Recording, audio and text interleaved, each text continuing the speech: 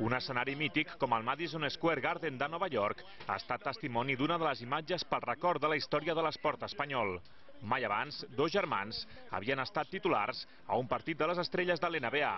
Els primers han estat Pau Gasol, dels Chicago Bulls, i Marc Gasol, dels Memphis Grizzlies.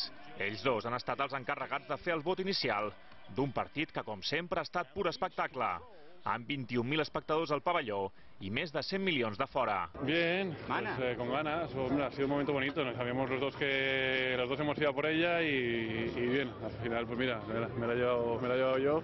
I realment molt especial, que espero que hagi sigut igual d'especial per tanta gent, no?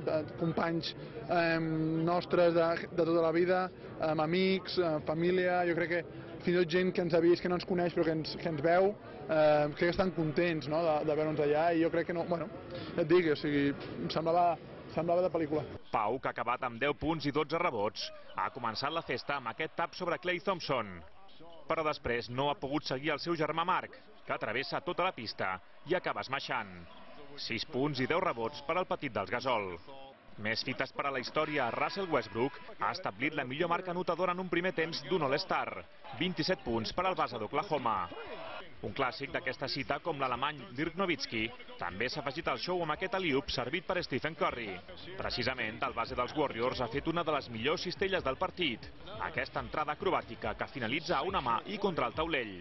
No hi podia faltar una de les grans estrelles de la competició, LeBron James, amb un altre alley-oop, en aquest cas d'esquenes a l'anella. Al final, victòria de l'oest de Marc Gasol per 163 a 158, la major anotació a la història d'un All-Star.